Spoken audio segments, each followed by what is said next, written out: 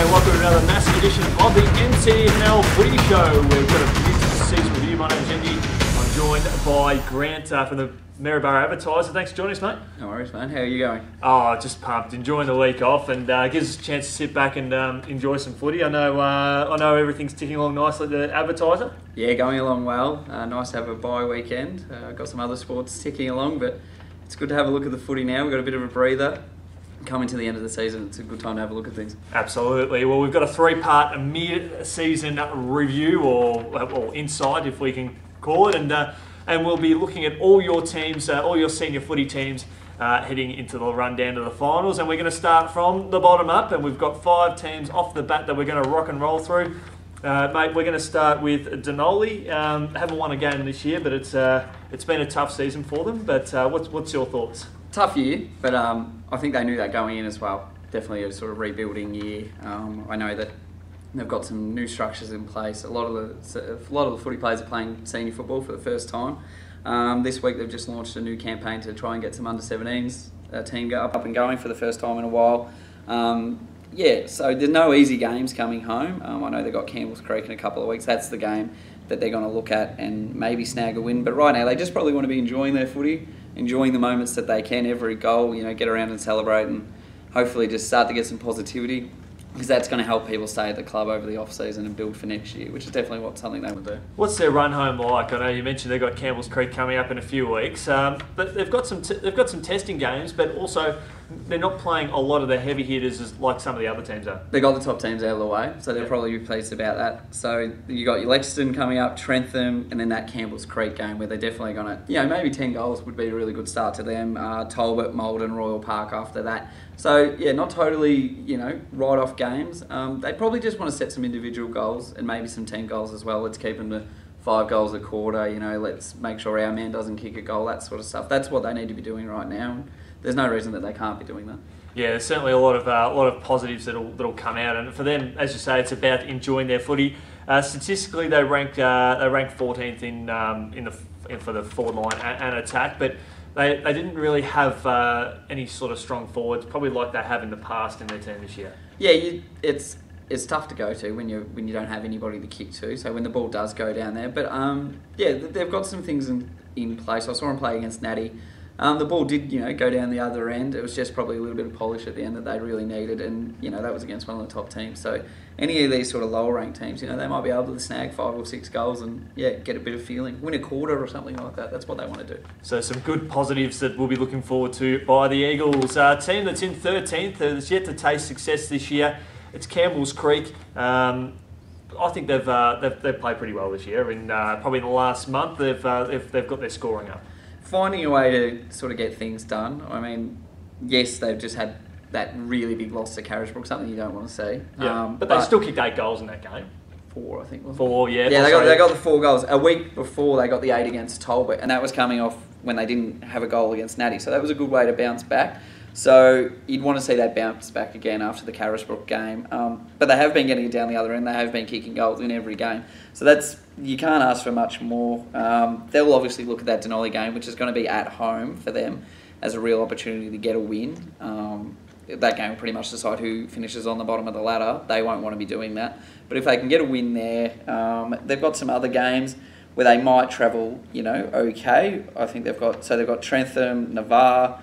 That's a toughie. Dunolly, Royal Park, Newstead and Maldon. So Royal Park, Newstead and Maldon, they can look at trying to get that 10 goals a game. You just really don't know what happens. I know that they're good on their home ground, but if they can get Maldon on the smaller grounds as well, they'll be right in those sort of contests if they can just keep going right to the end of the season. And they've only got one team inside the top 5, and that's Navarre, who haven't had the greatest season anyway. So realistically, out of all the teams heading home, they haven't got that bad of a draw for a team that has yet to taste victory this year.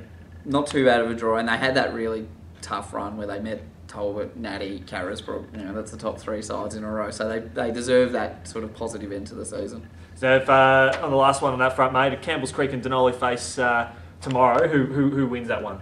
I'd say Campbells Creek, just simply because they've been scoring a bit more than Dunolly, but yeah, anybody's game, that one. Exactly. Fantastic there. The next team we'll have a look at is Newstead, currently sitting at 2-8. They've got the 9th best attack in the competition and ranked 12th in defence.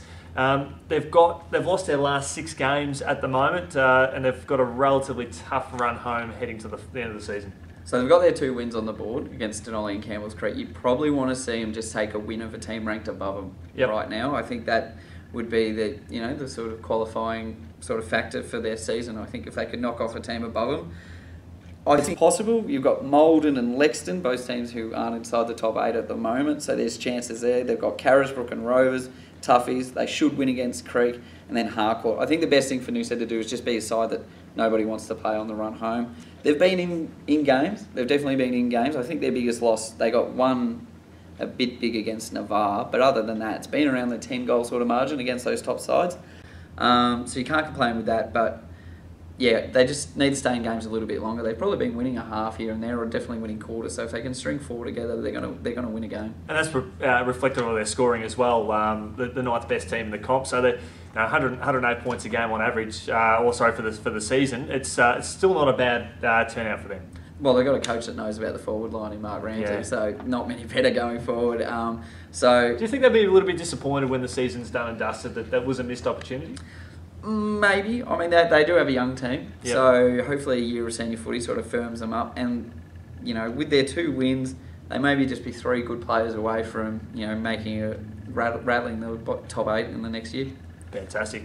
The next team we'll take a look at is 11th place Maldon, a far more slicker side than what we've seen in the past. And they've certainly got a lot of potential, and their run home is quite favourable if they can upset the apple cart a little bit and win a few games. Yeah, they've just got off the toughest run pretty much I think any team's had all season. I think they played 4 of the top 5 teams consecutively, but then they got the reward against Lexton, so that was good for them, and definitely something that they can build off into the back half of the year. You look at their run going home, it could be 4 wins there. They got Newstead, Royal Park, Talbot, which you'd probably say was a loss, Dunolly and Campbells Creek, so that's a pretty favourable draw.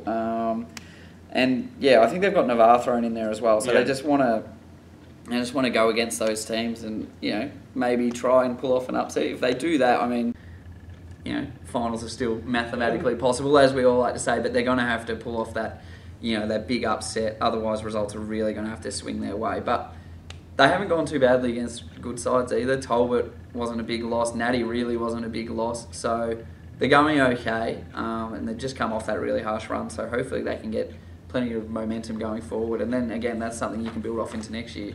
If you're trying to pick up players and you say, well, we won 4 of the last 5 games, that's a selling point for the team as well. And mathematically, it's very possible for them too. And as you say, they've come off a really tough run. They rank 11th in forward and attack, but also on the overall ladder positions.